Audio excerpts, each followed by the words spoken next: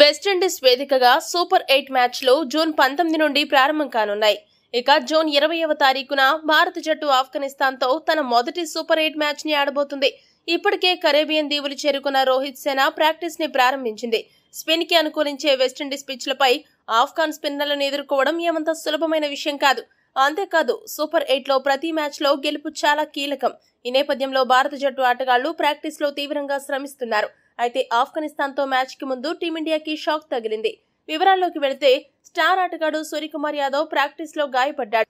త్రోడౌన్స్ bowling practice చేస్తూ ఉండగా సూర్య చేతి వేలికి గాయమైంది. దీంతో అతడు మైదానం వీడి వెళ్లాడు. బంతి సూర్య కుడి చేతి వేలికి బలంగా తాకడంతో అతడు ఆ నొప్పిని భరించలేక ప్రాక్టీస్ నిలిపివేశాడు.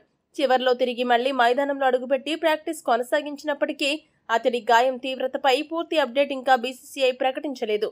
సూర్యకుమార్ యాదవ్ గాయం చిన్నదే అయితే పర్లేదు.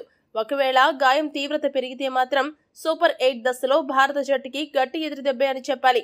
అప్పుడు అతడి స్థానంలో సంజు సామ్సన్ కి లేదా జైస్వాల్ కి అవకాశం దక్కే ఛాన్సులుంటాయి. అయితే గ్రూప్ దశలో యూఎస్ఏతో జరిగిన మ్యాచ్ లో అర్ధ సెంచరీతో జట్టుని ఆదుకున్న సూర్య జట్టులో ఉండడం చాలా అవసరం. ఈ వీడియో గనక మీకు నచ్చినట్టయితే లైక్, షేర్, కామెంట్ చేయండి. మరిన్ని స్పోర్ట్స్ అప్డేట్స్ కోసం మా ఛానల్ సబ్స్క్రైబ్ చేసుకోండి.